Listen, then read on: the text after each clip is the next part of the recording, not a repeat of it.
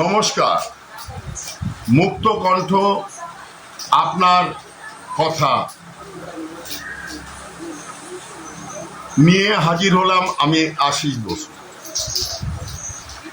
এতদিন আপনারা চুরি শুনেছেন, কি বালতি চুরি, ফল চুরি, জামা কাপড় চুরি, এই অল্প দু চার কিছু টাকা পয়সা চুরি।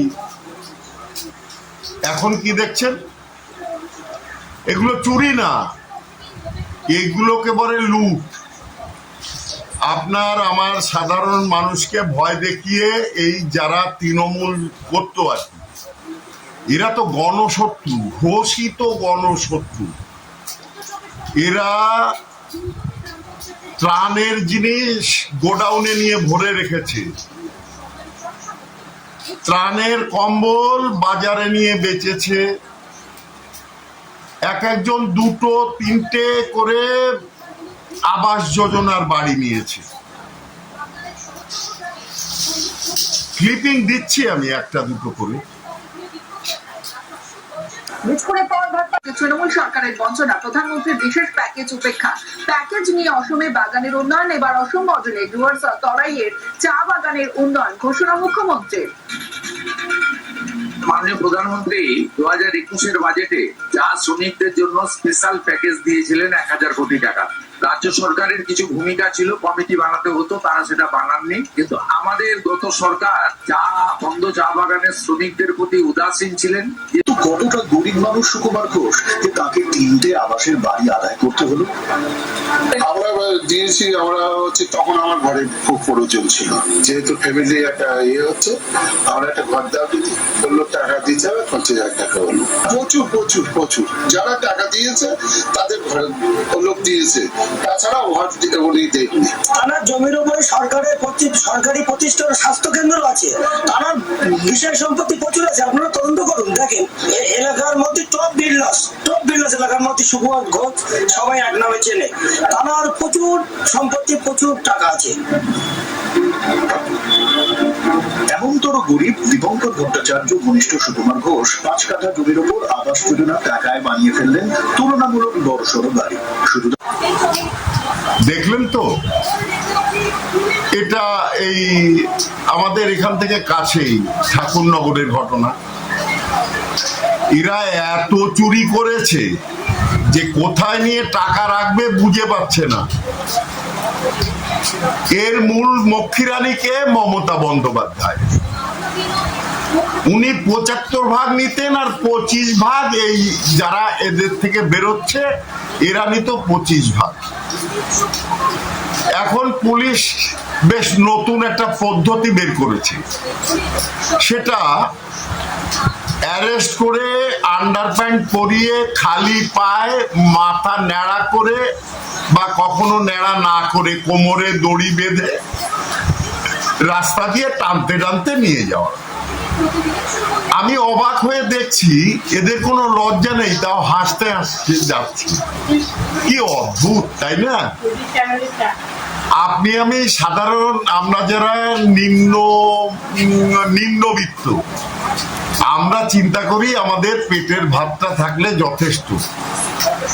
আমরা তার বেশি আশা করি না, তার বেশি চুরি করতে যাই না, চুরি করি না। এরা কিভাবে লুট করেছে বুঝুন। আপনি বাড়ি করবেন, এদের সংস্থা থেকে, এদের সিন্ডিকেট থেকে আপনার ইট বালি সিমেন্ট রড সব কিনতে হবে, না হলে আপনাকে বাড়ি করার পারমিশন দেবেন। সাথে যুক্ত থাকতো প্রশাসন, সিন্ডিকেট। দেখেছেন তো ওই যে কলকাতায়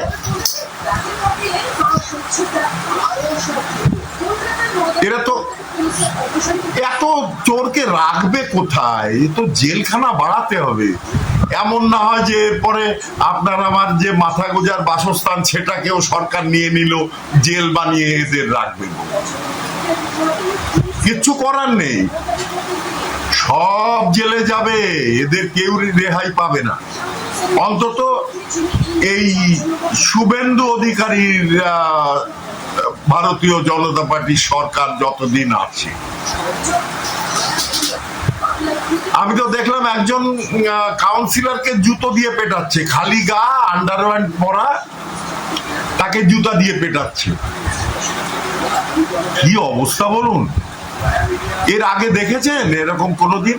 দেখেননি মনে হয়, দেখে নিন। এটার সুযোগ ভবিষ্যতে আর এমন সুযোগ আসবে কিনা জানি না, কারণ এত চোর আর কোনোদিন তৈরি হবে কিনা সন্দেহ। কারণ এই যে চোর কোম্পানি, মানে তৃণমূল কোম্পানি, এরা গণশত্রু, এদের ক্ষমা নেই, এরা ক্ষমার অযোগ্য। যদিও মানবিকতার খাতিরে এখন সবাই বিজেপির এরা নেতারা বলছে যে এদের না, কেউ যেন কিছু না করে। আরে আপনি আমি মার খেয়েছি তো, জ্বালাটা তো আমাদের। এরা তো কাঁচে ঘেরা ঘরে বসেছিল ঠান্ডায়, এরা তো মার খায়নি, এদের পিঠে তো দাগ পড়েনি। এরা কি বুঝবে? মনে পড়ে সুকান্তর সেই কথা, আদিম হিংস্র মানবিকতার আমি যদি কেউ হই, স্বজন হারানো শ্মশানে চিতা এদের আমি তুলব। বলতে গেলে অ্যারেস্ট হয়ে যায়, কারণ এখন তো মানবিকতা দেখাতে হবে। এইসব যেসব বিজেপির কর্মীদের পিঠে দাগগুলো রয়েছে, এগুলো কি এরা মুছে দিতে পারবে? পারবে না। আজকে মানুষ কত বীতশ্রদ্ধ হয়ে তবে এই বিজেপিকে এনেছে এদের তাড়িয়ে। আপনি চিন্তা করুন, হলতায় সাধারণ মানুষরা কি 15 বছর ভোট দিতে পারেনি, এবার তারা ভোট দিতে পেরেছে, এই আনন্দেই তারা আত্মহারা। এরা আবার কি বলতো,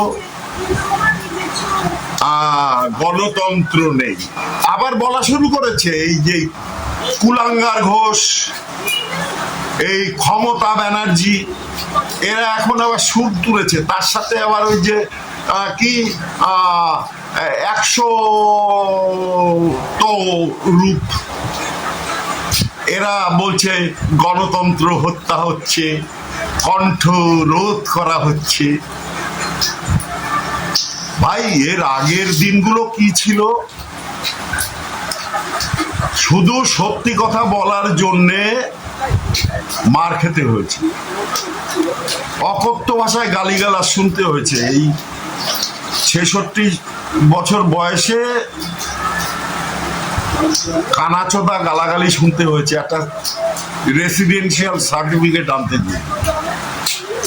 আমফানের সময় একই বাড়ির চারদিক দিয়ে 4টে ফটো তুলে একই পরিবারে 4টে ত্রাণ নিয়েছি, দেখেছি, আমার পাড়ায় ঘটেছে। নামও বলে দিতে পারি, যদি কোনোদিন সেই পরিস্থিতি হয়, নাম তুলে না, শুধু বাড়ি যেয়ে দেখিয়ে দেব। একই পরিবারে একাধিক আবাস যোজনার বাড়ির টাকা নিয়েছে, তারপরে যে যার ইচ্ছে মতন বাড়ি করেছে। আসুন, আমি দেখিয়ে দেব আমার পাড়ায়। এ না যে আমি বলবো অমুক জায়গার অমুক ঘটনা, তা না। ভারতীয় জনতা পার্টি সমর্থক হওয়ার কারণে মৃত্যু ভয় নিয়ে চলতে হয়েছে। না, আমি বলছি না যে অমুক নেতা তার কাছে গেলে যে আমি এই সাহায্য নেব, কোনো সাহায্য আমাদের নেতাদের কাছে প্রয়োজন হয় কিসে? কাউন্সিলরের কাছে পৌরসভায় আমরা যাই কি কারণে? একটা রেসিডেন্সিয়াল সার্টিফিকেট অথবা একটা কি ওই ধরনের কাগজপত্র আর কি, যেগুলো সাধারণত সবার জন্য উন্মুক্ত থাকে। আমরা এর বেশি তো কিছু চাই না, কিন্তু এদের চাহিদা অনেক। আপনাকে যদি সামান্যতম সাহায্য করে, তার বিনিময়ে এরা টাকা নিয়েছে, আমার থেকেও নিয়েছে, প্রমাণ আছে আমার কাছে।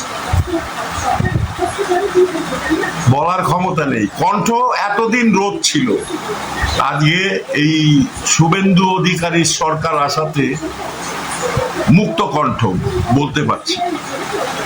আজকে কণ্ঠ মুক্ত, কারণ জানি আমার কাছে তথ্য প্রমাণ থাকলে আমি পরিষ্কারভাবে জানাতে পারি সবার সামনে, কারণ আমার কাছে তথ্য প্রমাণ আছে। এরা যে কতটা নির্লজ্জ বেহায়া আপনারা কল্পনা করতে পারবেন না। হ্যাঁ, অবশ্যই যারা আমার মতন অত্যাচারিত হয়েছেন তারা তো অবশ্যই আমার চেয়েও বেশি অত্যাচারিত হয়েছেন। কত লোক খুন হয়েছে, কত লোক বিকলাঙ্গ হয়ে গেছে, কত পরিবার নষ্ট হয়ে গেছে। আজকে তাদের আবার এখন চিন্তা করছে যে এদের মধ্যেও নাকি ভালো আছে। তাজ্জব ব্যাপার। সাপ সাপ, সে আবার সাপের মধ্যে ভালো সাপ আর মন্দ সাপ কোনটা হয়? কোবরা কখনো ভালো মন্দ হয়?